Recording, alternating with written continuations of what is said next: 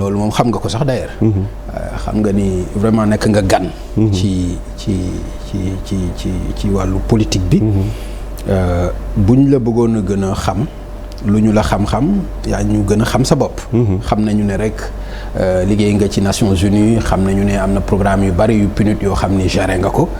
mais bëgg nañu gën a xam. vraiment Aliou Mamadou Dia ci présentation bu gàtt lan lay doon. mais Pape maa ngi lay remercier comme ni ma wax léegi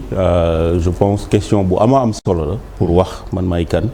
pour sunu mbokk sénégalais yi ñi seetaan gën ma mën a xam bu baax a baax. wax naa ko Sénégal la màggee fii laa juddoo maa ngi koy wax keroog ne maa ngi juddoo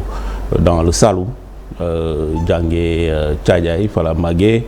mais aussi jàngee lycée Demba Diop def université Cheikh Anta Diop de Dakar ba bi may am DEA am bourse dem France jàngi donc comme li ma wax rek je suis un pur produit de l'école publique sénégalaise loolu du loo xam ne lu am solo la donc bi yàlla defee it ma pare sama jàng yàlla def ma commencé liggéey dans le système international donc dem au niveau des Nations Unies au niveau du PNUD et essentiellement doon nag liggéey ci Afrique mais pendant 20 ans loolu wax naa ko à plusieurs reprises mais 20 ans yi ma def ci biti di liggéey ci système international bi à travers tous les pays africains comme ni ma ko waxee daanaka liggéey naa ci lu toll ni 30 pays africains yoo xam ne dama fay dem di jàppale gouvernement bi di jàppale société civile bi sur des problématiques de développement xam naa daañu ci ñëwaat incha allah donc mais nekkuma en dehors du Sénégal pendant 20 ans maa ngi koy wax keroog du ma toog masuma toog 2 mois yu ma ñëwul Sénégal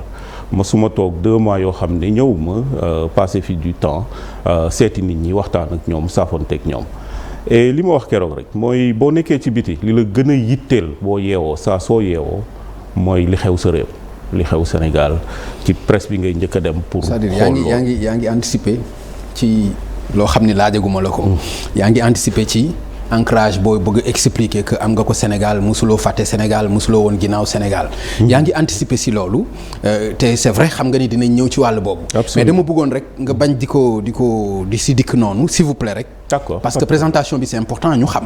voilà donc au-delà de PNUD ak comme ni nga ko expliquer 20 ans yi bitim réew yan activité majeure la ñu gën a ràññee yoo xam ni itam nekk nga ci à l'étranger mu am succès wala dara quand même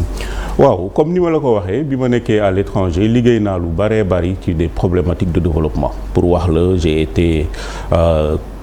Nations Unies toogaloon Nations Unies au niveau de la CEDEAO pour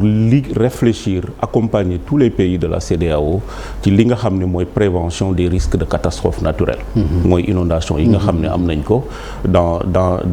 notre sous-région liggéey naa ci pendant 3 ans au niveau de la CEDEAO di couvrir nag tous les pays de l'Afrique de l'Ouest liggéey ci ak CEDEAO ak détachement ban qualité j'étais comment on dit parce que qualité bi c'est important aussi oui j'étais technicien supérieur sur ces problématiques-là okay. Donc j'étais ce qu'on appelle en anglais senior specialist sur des problématiques de réduction des risques de catastrophe mais surtout nan ngay fexe ba lu mel ni ay problème mu risque nga mën ko jël en compte dans les processus de planification et de développement de nos États parce que loolu dafa am solo boo xoolee suñu réew yi lu ñuy perdre ci suñu économie bu fekkee inondation am na wala tremblement de terre dafa jéggi dayoo parce que simplement dans la planification du développement la problématique de la gestion des risques n'est pas prise en compte donc ma liggéey ci lu bari donc politique gu CEDEAO plan d'action gu CEDEAO dans la sous-région depuis les années 2005 ba ay années 2010 man maa ci doon liggéey pour accompagner les pays africains donc bi ma jógee foofu ma dem en Afrique australe en Afrique du Sud di couvrir tous les pays yi nga xam ne mooy Afrique australe ak Afrique de l'Est donc mooy ay Zimbabwe ay Mozambique et cetera ku xam Mozambique xam ne c'est un pays où il y a beaucoup de cyclones il y a beaucoup de problématiques de catastrophes naturelles boo ku xam Kenya ak Afrique de l'Est ay Éthiopie xam ne c'est des pays yoo xam ni bari nañu ay problèmes mu sécheresse donc yu affecté seen ay réew donc ma nekkoon aussi en Afrique australe et en Afrique de l'Est di liggéey ci problématique yooyu nan la ñuy fexee ba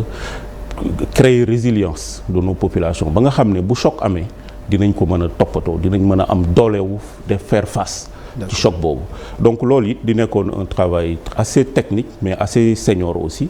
ma liggéey ci loolu accompagner pratiquement tous les pays de l'Afrique australe et de l'Afrique de l'Est ci problématique boobu après bi ma ci jógee ñu promouvoir ma effectivement def ma directeur du PNUD en Afrique sur tout ce qui est environnement résilience accès à l'énergie ma nekkoon Addis Abeba pendant 6 ans di liggéey ci loolu liggéey bu am solo couvrir tous les pays africains Afrique du Nord Afrique de l'Est pays yëpp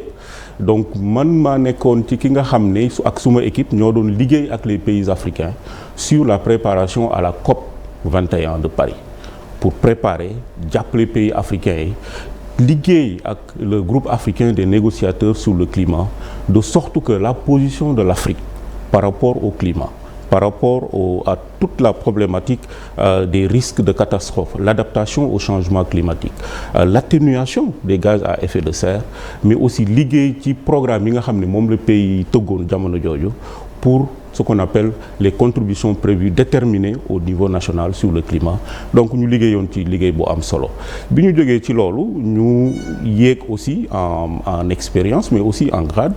ci la ñu nommé représentant résident au PNUD au niveau du Togo donc ci laa ñibbisiwaat Afrique de l'Ouest commencé liggéey nag ci problématique de développement réel nan ngay accompagner un État boo xam ni dafa nekk un État sous-développé mais jàppale ko pour que les problématiques de gouvernance mu mën ko améliorer parce que gouvernance dafa am solo ci suñu réew yi Pape xam naa dinañ ci ñëwaat les problématiques de décentralisation ñu mën ci nu ñuy def ba décentralisation nekk loo xam ne dafa effective dans nos pays parce que li wóor ba wóor mooy le développement commence à la base et bu fekkee ni dans nos États le développement n'est pas pris en compte au niveau de la base finalement dafay compliqué donc ma liggéey ci yooyu liggéey ci autonomisation des femmes wax naa ko liggéey mais surtout ci problématique de développement yu important mooy la transformation structurelle de nos économies en Afrique parce que loolu dafa am solo au jour d'aujourd'hui pour ñu développer en Afrique il est important que suñuy économie ñu mën ko transformer de manière structurelle pas simplement bañ a basé wu ci agriculture ci secteur primaire bi mais ñu diversifier même buñ ci basé wu aussi ñu moderniser suñu secteur primaire développer un tissu industriel important mais aussi investir dans les services parce que loolu c'est extrêmement important xam naa ni incha allah ci waxtaan bi daañu ci ñëwaat mais li ma gën a neex ci loolu ci trajectoire boobu mooy liggéey bi nga xam ne bu am solo la bu ma def sur l'entrepreneuriat des jeunes liggéey nañ ci ak ay projets yu bëree bëri par exemple boo demee Togo on a beaucoup travaillé accompagné le gouvernement du Togo sur l'entrepreneuriat l'emploi et l'employabilité des jeunes mais avec tout ce qui vient en termes de formation nan la ñuy fexe ba xale yi mën a am qualification professionnelle ba nga xam ne dinañ mën a liggéey mais surtout on l'a fait en travaillant avec le secteur privé parce que emploi ci réew mënoo ko créer bu fekkee ne ce secteur privé national surtout dafa faible donc yooyu mu nekk ay problématiques yoo xam ne liggéey nañ ci mais aussi l'autonomisation des femmes en milieu rural Pape xam nga ni suñu jigéen ñi nekk ci àll bi gàcce ngalaama ñoom ay jàmbaar lañu tout à fait mais taxaw bi ñu leen war a taxaw accompagnement bi ñu leen war a accompagner dafa xaw a des dans nos États donc loolu muy yu bare bari yoo xam ne liggéey naa ci Cameroun récemment laa mujjee occupé un poste de représentant résident mais aussi coordonnateur du système des Nations Unies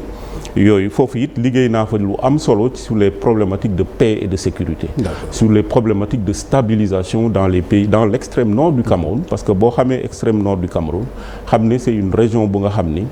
dafa frontalière avec le lac Tchad te lac Tchad xam nga situation bu fa ab Boko Haram ak yooyu donc ñu am ay projets yu ambitieux yu am solo yoo xam ne ñu ngi ko doon liggéey sur les problématiques de stabilisation mais aussi accompagner les populations qui vivent dans des zones de conflit mais dans des zones de fragilité pour fexe gën a yokk seen doole gën leen renforcer donc muy liggéey boo xam ne bu am solo la bon beaucoup travaillé sur les problématiques de réduction de la corruption aussi Pape xam nga ni loolu problème la dans nos États donc accompagner aussi mais surtout sur les problématiques de appui à la gouvernance et à la bonne gouvernance à l'état de droit parce que yooyu dafa nekk yoo xam ne dans ci suñu réew tabax institution mais institution yu forte institution yu mucc ayib yoo xam ne kenn du ko mën a salfaañe loolu dafa am solo accompagner aussi état yi ñu organiser ay élections que ce soit ay élections présidentielles mais aussi ay élections au niveau local parlementaire loolu aussi liggéey naa ci lu bare bare donc loolu mooy synopsis bi nga xam ne mooy sama trajectoire un tout petit peu.